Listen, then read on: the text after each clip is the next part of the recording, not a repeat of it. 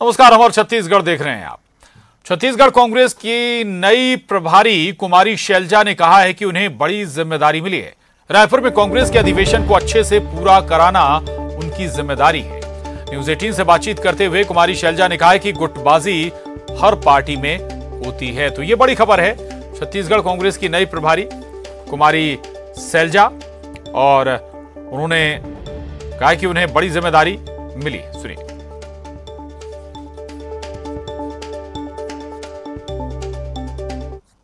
हमारे साथ कांग्रेस की वरिष्ठ नेता कुमारी शैलजा से बात करते हैं। मैम, आपको महासचिव बनाया गया है और छत्तीसगढ़ की जिम्मेदारी दी गई, कितनी बड़ी जिम्मेदारी के तौर पर देख रहे हैं? जिम्मेवारी बहुत महत्वपूर्ण है, हमारी बड़ी इम्पोर्टेंट स्टेट है। और पिछली बार भी आपने देखा, पिछले चुनाव में भी सभी लोगों ने मिलकर इतनी मेहनत की थी और ऐतिहासिक जीत हमने वहाँ पर हासिल की थी। और हमारी सरकार वहाँ काम कर रही है, बहुत अच्छे से सब मिलजुल कर काम कर रहे हैं। और कांग्रेस पार्टी भी वहाँ मजबूत है।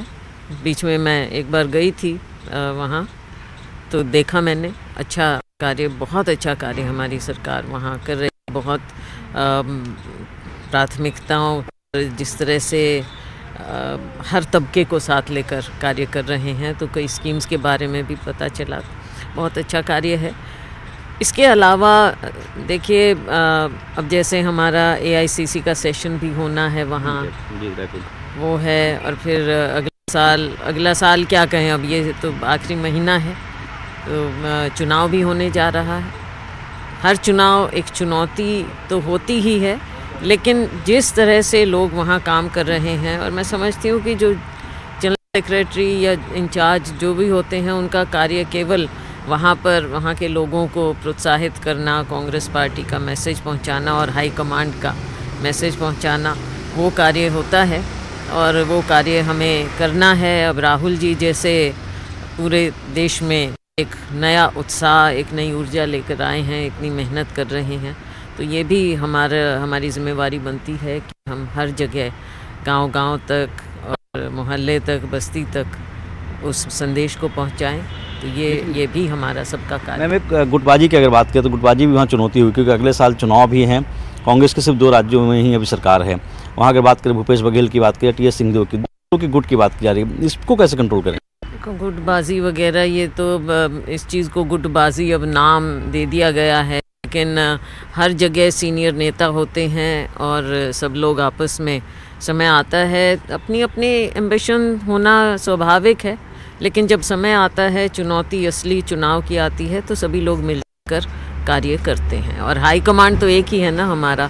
अब खड़गे जी हमारे अध्यक्ष हैं, सोनिया जी इतने साल हमारी वरिष्ठतम नेता हैं, राहुल जी जिस तरह से कार्य कर रहे हैं, और भी लोग हैं, तो इन सब के नेतृत्व में और इनके मार्गदर्शन में सभी लोग काम करते हैं।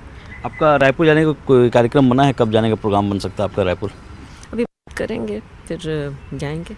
अभी राहुल जी की पदयात्रा भी आनी है, हरियाणा में भी आनी है। एक आखिरी सवाल है मैम, वहाँ पे प्लेनरी सेशन भी होने वाला है, अगले साल चुनाव भी हैं, तो दोनों बड़ी जिम्मेदारी के तौर पर देखी जा रही है, इसको कैसे देखते हैं आप? जिम्मेवारी तो है और सबने मिलजुल कर कार्य करना है। और वहाँ हमारे मुख्यमंत्री, हमारी सरकार, हमारी पार्टी, सभी ने मिलकर कार्य करना है, चाहे AICC सेशन हो या फिर आगे चुनाव। न्यूज से बातचीत के लिए शुक्रिया। वीडियो जर्नलिस्ट सोनू के साथ रवि से, न्यूज 18 दिल्ली। कुमारी शैलजा को छत्तीसगढ़ कांग्रेस का प्रभारी बनाए जाने पर CM भूपेश बघेल ने स्वागत किया है। CM भूपेश बघेल ने ट्वीट कर लिखा है कि अखिल भारतीय कांग्रेस कमेटी की नवनियुक्त महासचिव और छत्तीसगढ़ प्रभारी कुमारी शैलजा जी को बधाई। हम कांग्रेस कार्यकर्ता आपका स्वागत करते हैं। हम सबको विश्वास है कि आपके अनुभव और कुशल नेतृत्व का लाभ मिलेगा। CM भूपेश बघेल ने PL पुनिया को भी धन्यवाद दिया है और लिखा है कि हम सबने आपके नेतृत्व से बहुत कुछ सीखा है।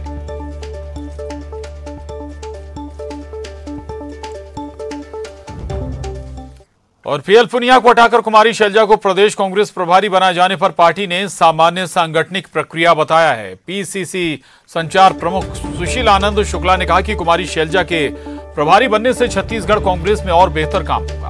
उन्होंने कहा कि PL पुनिया का भी कार्यकाल अच्छा रहा। कुमारी शैलजा के आने से कांग्रेस और ज्यादा मजबूत होगी। देखिए, सामान्य सांगठनिक प्रक्रिया है। कुमारी शैलजा जी छत्तीसगढ़ की प्रभारी बनाई गई हैं। बहुत ही अनुभवी राजनेता हैं, अनेकों बार केंद्र में मंत्री रही हैं, हरियाणा प्रदेश कांग्रेस कमेटी की अध्यक्ष रही हैं और एआईसीसी में बड़ी जिम्मेदारियां उन्होंने निर्वहन किया है। बड़ी सहज, मृदुभाषी और बहुत ज्यादा विदुषी महिला हैं। उनके प्रभारी बनने से निश्चित तौर पे छत्तीसगढ़ में कांग्रेस और ज्यादा मजबूत होगी। इसके पहले श्री पीएल पुनिया जी लगभग 6.5 साल से अधिक समय तक छत्तीसगढ़ के प्रभारी थे। उनके नेतृत्व में हमने 15 वर्ष के वनवास को काटा और उसके बाद वे छत्तीसगढ़ में कांग्रेस की सरकार बनी। लगातार उनके नेतृत्व में कांग्रेस पार्टी मजबूत हुई है। निश्चित तौर पे अब शैलजा जी क्या और कुमारी शैलजा को कांग्रेस प्रदेश प्रभारी बनाने पर पूर्व नेता प्रतिपक्ष ने तंज कसा है। उन्होंने कहा कि प्रभारी बदलने से कुछ नहीं होगा, जनता ने प्रदेश सरकार को बदलने का मन बना लिया है। विधायकों का मंत्री से नाराजगी और मुख्यमंत्री और मंत्रियों के बीच में जो चल रहा है, ये किसी से छुपा हुआ नहीं है। इन सारी बातों को जो यहां पर सरकार भ्रष्टाचार की चरम सीमा पर गई, अंतरकलह से जो कांग्रेस जूझ रही है और जिस प्रकार के हालात बने हुए हैं कि अब प्रभारी बदलने से भी कुछ बदलेगा नहीं, बल्कि जनता 2023 में अब कांग्रेस को ही बदलेगी। यही सत्य है और यही सच्चाई है। देवव्रत भगत हमारे साथ रायपुर से जुड़ रहे हैं इस खबर पर और जानकारी के साथ। देवव्रत, विपक्ष का या बीजेपी का इस पर अपना दावा हो सकता है, लेकिन वाकई ये रूटीन तब्दीली है या फिर इसके पीछे गणित कुछ और है?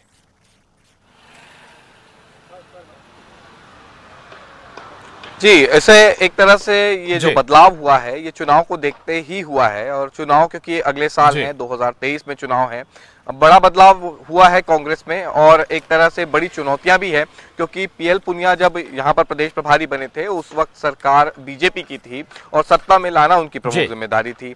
अब चुनौतियां और ज्यादा बढ़ गई हैं क्योंकि सत्ता में काबिज इस वक्त कांग्रेस है और सत्ता में बरकरार रखना, और वो भी तब जब बड़े बहुमत के साथ 2018 में कांग्रेस यहाँ पर जीत करके आती है। एक बड़ी बात यह भी है कि पॉलिटिकल अगर सिनारियो देखा जाए तो देश में सबसे मजबूत राज्य कांग्रेस के लिए छत्तीसगढ़ ही है और ऐसे में बीजेपी की भी नजर पूरी तरह से छत्तीसगढ़ में बनी हुई है, अपनी रणनीति तैयार कर ली है। बीजेपी में भी कई बड़े बदलाव हुए हैं, बीजेपी के भी प्रदेश प्रभारी हाल ही में बदले गए हैं, ओम माथुर और दौरा भी उन्होंने किया है, बैठकें भी काफी ली हैं। तब अपना रोड मैप, अपनी रणनीति बीजेपी तैयार कर चुकी है। लिहाजा अब कांग्रेस की तरफ से क्या कुछ रणनीति होती है, आने के बाद किस तरह के बदलाव एक तरह से देखने को मिलते हैं, क्या वो रणनीति में बदलाव होते हैं या संगठन में किसी तरह के बदलाव होते हैं। वैसे चुनाव के लिए अभी फिलहाल 1 साल का वक्त बाकी है, इसलिए संगठन में बहुत बड़े किसी बदलाव को लेकर के की गुंजाइश जो है वो कम ही दिखाई दे रही है क्योंकि अभी फिलहाल जो पार्टी के बड़े नेता हैं उनको एकजुट करके रखना सबसे बड़ी जिम्मेदारी एक तरह से कुमारी शैलजा की होगी और साथ ही साथ सत्ता को बरकरार रखना और वो भी बड़े बहुमत के साथ, ये बड़ी चुनौती कुमारी शैलजा के साथ आने वाली है। हालांकि कई चैलेंजेस हैं कुमारी शैलजा के सामने और गुटबाजी का जिक्र भी किया था, उस पर भी उन्होंने जवाब दिया कि ये सभी राज्यों में होती है लेकिन इससे निपटना भी आना चाहिए। रहिएगा देवव्रत, आगे भी आपसे बात करेंगे। और अगली खबर का रुख कर रहे हैं। विधानसभा चुनाव की तैयारियों को लेकर बीजेपी मिशन 2023 में जुड़ गई है।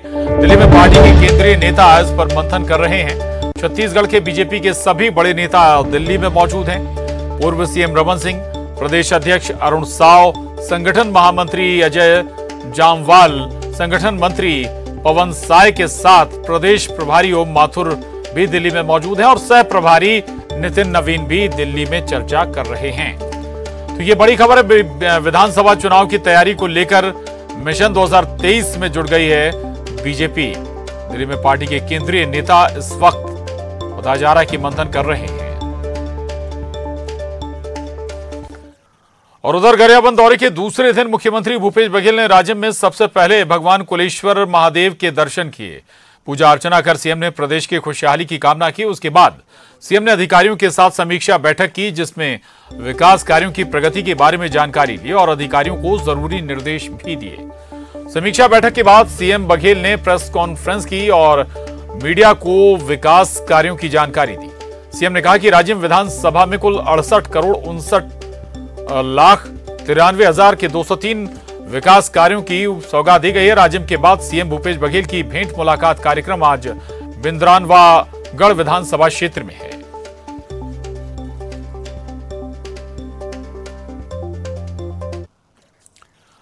और आरक्षण संशोधन विधेयक पर राज्यपाल अनुसुईया उइके आज हस्ताक्षर कर सकती हैं। राज्यपाल के विधिक सलाहकार ने विधेयक से जुड़ी फाइलों का अध्ययन करने के बाद राज्यपाल को फाइल सौंप दी है, जिसके बाद उम्मीद जताई जा रही है कि राज्यपाल इस विधेयक पर हस्ताक्षर कर सकती है।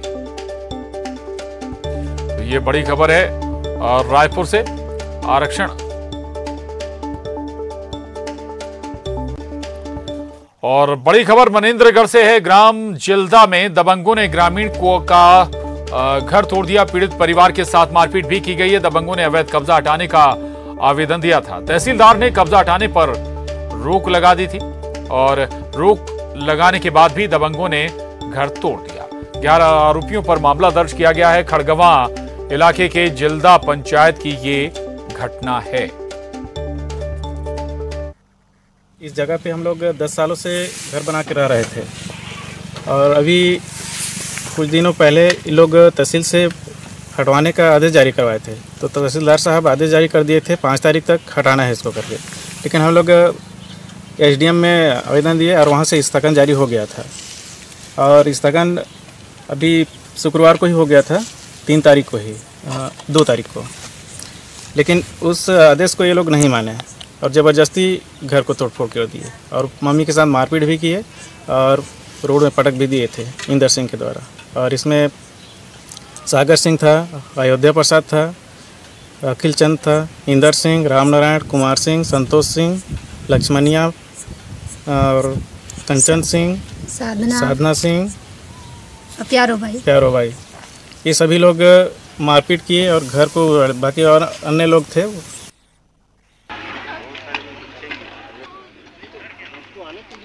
ये तस्वीरें देख रहे हैं आप, मनेंद्रगढ़ से ये तस्वीरें हैं जहां एक शख्स का मकान गिरा दिया दबंगों ने। और सुजीत शाह हमारे साथ जुड़े हैं इस खबर पर। सुजीत, क्या एक्शन अभी तक हुआ है आरोपियों के खिलाफ, दबंगों के खिलाफ?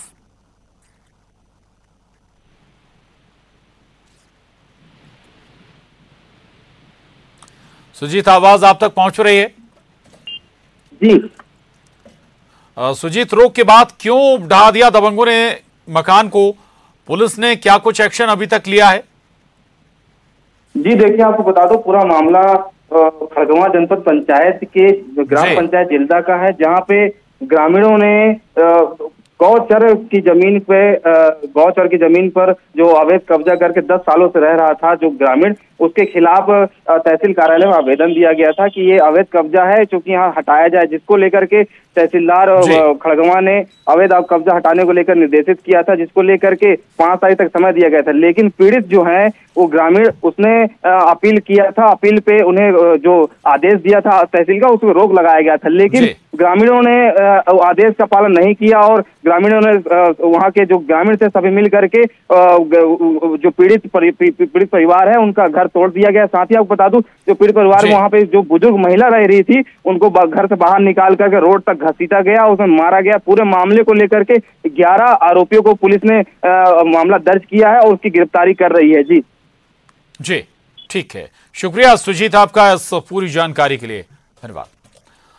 आगे बढ़ेंगे। रायपुर में पराली जलाने वाले किसानों पर कड़ी कार्रवाई होगी। रायपुर कलेक्टर ने किसानों को चेतावनी दी है और किसानों से पराली नहीं जलाने की अपील भी की है। कलेक्टर ने रायपुर के किसानों से पराली दान करने की अपील की। कलेक्टर ने कहा कि पराली को जमा करने के लिए बेलर मशीन की व्यवस्था की गई है। मशीन से जमा किए गए पराली को गौठानों में भेजा जाएगा।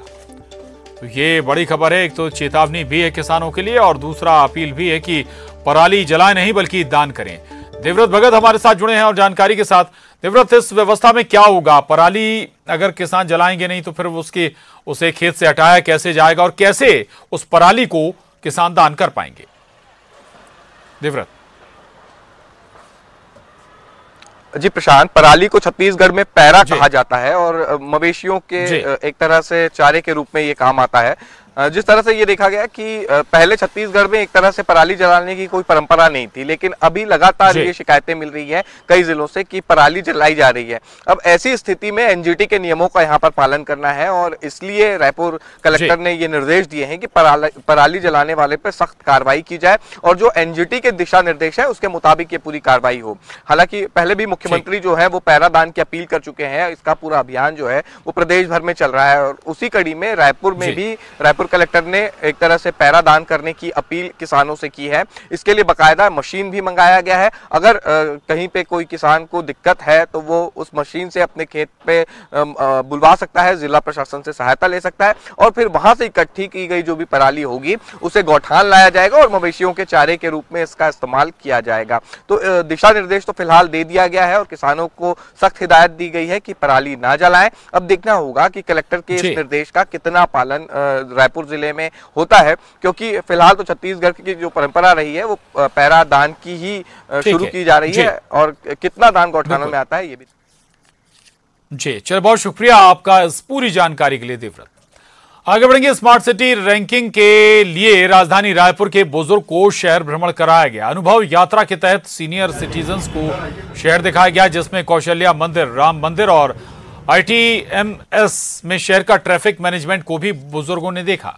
यात्रा के बाद स्मार्ट सिटी बुजुर्गों से फीडबैक भी लेगा।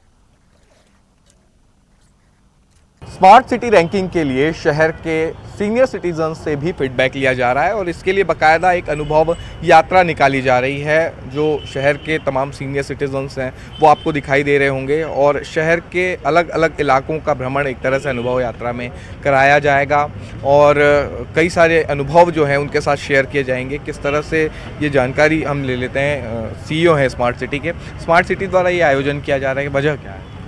स्मार्ट सिटी द्वारा हेल्पेज इंडिया के सहयोग से आयोजन किया जा रहा है ताकि हम वरिष्ठ नागरिकों को शहर की जो हेरिटेज है और शहर में जो नए डेवलपमेंट हुए हैं, कौशल्या माता मंदिर लेके जाएंगे, राम मंदिर जाएंगे, ITMS जो टेक्नोलॉजिकल एडवांसमेंट है जहाँ से पूरा कंट्रोल सिस्टम चलता है वहाँ दिखाएंगे। आज ये विरासत का स्थल है जिसको स्मार्ट सिटी ने रीडेवलप किया है, आनंद समाज वाचनालय। इन सारे क्षेत्रों को, बूढ़ा तालाब भी जाना है, तेली बांधा भी जाना है, तो एक ग्रुप गाइड। और न्यायधानी बिलासपुर में 3 साल से बंद पड़ी सिटी बसों का सफर फिर से शुरू हो गया है। 6 बसों को मेयर, MD और अफसरों ने हरी झंडी दिखाकर रूट पर रवाना किया। अभी 6 बसें शहर में दौड़ेंगी। 1.5 महीने बाद फिर 25 बसों का संचालन किया जाएगा। अगले 1.5 महीने बाद फिर 19 बसों को शुरू किया जाएगा। यानी बिलासपुर में आने वाले दिनों में 50 सिटी बसें चलेंगी। कोरोना की वजह से 3 साल से बिलासपुर में सिटी बसों का परिचालन बंद था। आ रहा है